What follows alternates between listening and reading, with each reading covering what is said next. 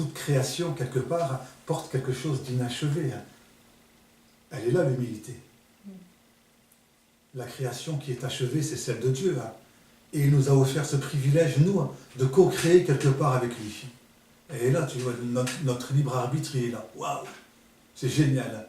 On est co-créateur. Mais gare à celui, tu vois, qui se croit être créateur. Même l'appellation de créateur, quelque part... C'est limite. C'est limite, je veux dire.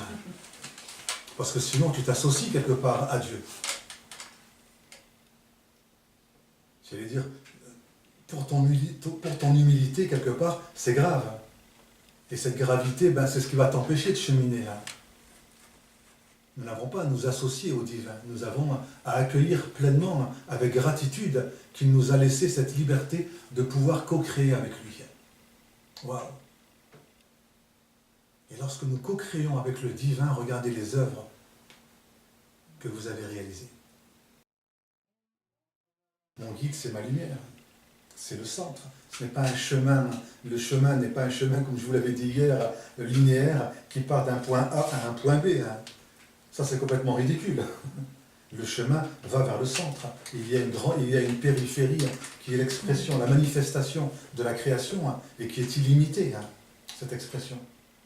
Et il y a un centre de cette matrice qui palpite et qui nous appelle, c'est la vie et la mort qui palpitent. La création procède, comme vous le savez, d'un principe binaire. Donc nous devons accepter toutes les fluctuations de la vie. Printemps, été, automne, hiver, tout ce qui se passe, ce sont autant d'états qui nous traversent, et nous avons à composer, à œuvrer avec les données de notre réalité pour composer notre œuvre de vie.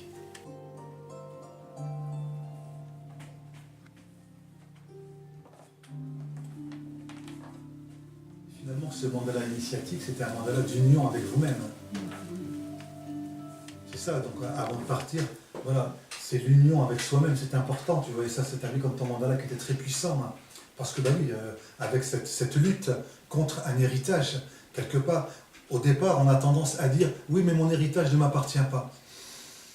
C'est ton héritage, tu dois composer avec, il t'appartient quelque part, et encore le terme d'appartenance n'est pas juste.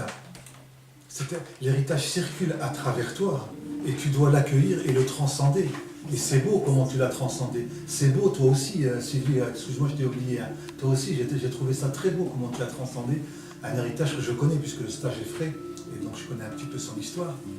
Et donc, un héritage très lourd. Et waouh, comment ça a été transcendé. Et puis chacune aussi, comment vous avez transcendé votre héritage. Et je crois que c'est ça qui importe, c'est d'accueillir l'union, le principe de l'union avec soi. Et quand on accueille ce principe d'union avec soi, c'est extraordinaire. C'est extraordinaire parce que l'union avec l'être essentiel qui est en moi me libère de toute dualité.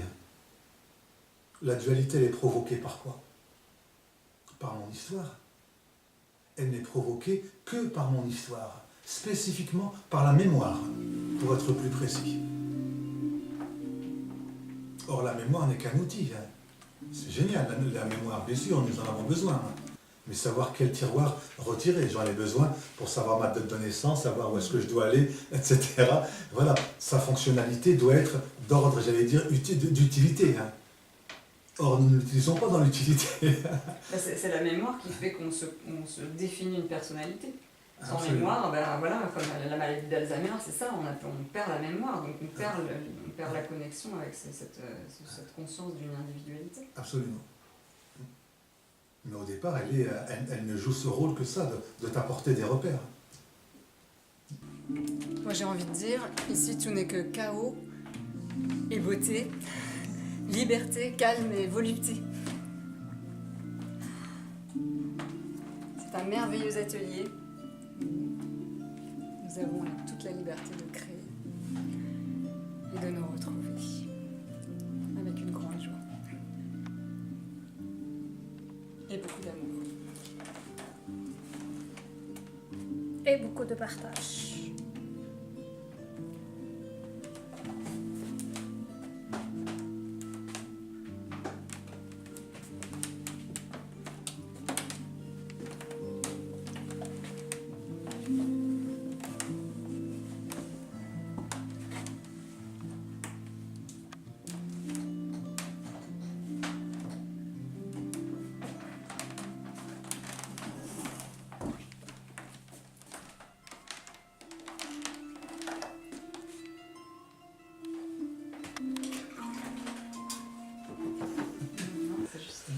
Donc c'est important au niveau, à chaque fois je m'écarte pour revenir au mandala initiatique, puisque vous allez repartir avec ce mandala initiatique.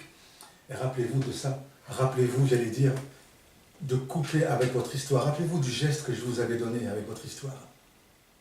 De ce poids lourd derrière vous, voilà, comme un bagnard, voilà, qui a un poids et qui le tire derrière, et qu'il faut, voilà, et que c'est important de couper. J'ai vu plein de cordons qui ont été coupés dans vos mandalas. J'ai vu plein de choses qui ont été coupées. J'ai trouvé ça génial. Restez dans cette énergie. Restez dans cette énergie. Et quand elle revient, si vous me permettez, je vais vous rappeler juste une chose sur le plan pratique. Parce que vous allez me dire, oui, c'est génial ce que tu dis, d'accord, sur un plan théorique, ok, là on était dans un environnement sécurisant, protecteur, c'était très bien, ok, mais moi après demain, il y a mon quotidien qui revient, comment je fais? Dora va me dire, oui, moi je retourne en Tunisie, comment je fais hein? Et en fait, il ne faut rien faire, il faut simplement écouter sa respiration, respirer. Écouter l'essentiel qui est en nous et qui fait que je suis incarné, le souffle, nefs. J'écoute mon souffle et je respire. À chaque fois qu'il y a mon passé qui me reprend, je respire et j'attends quelques secondes que ça pose. C'est le vent du chaos. Ce n'est qu'un vent. C'est tout. Je ne dois pas me laisser démobiliser par ce souffle. Je respire et je laisse une brise. Et j'attends quelques secondes, 1 minute, 2 minutes, le temps qu'il faut. Et j'arrête, je ne fais plus rien à ce moment-là. Ne plus rien faire. Lorsque nous faisons au moment où ce chaos nous traverse, c'est là que nous prenons des décisions dangereuses, impulsives. Nous sommes tous les humains. En l'homme, il y a l'homme, comme disait Hermanès. Les milliards d'êtres humains sont en moi. Dans mes cellules, partout je les porte. Je porte toute l'histoire de la création. Toute l'histoire de la création, depuis l'origine, depuis l'étape du minéral, je suis une masse d'atomes. Jusqu'au micro-organisme, lorsque la vie est arrivée, je porte tout ça en moi. Tout cela, je le porte. Et vous l'avez lu, vous le savez, nous le savons.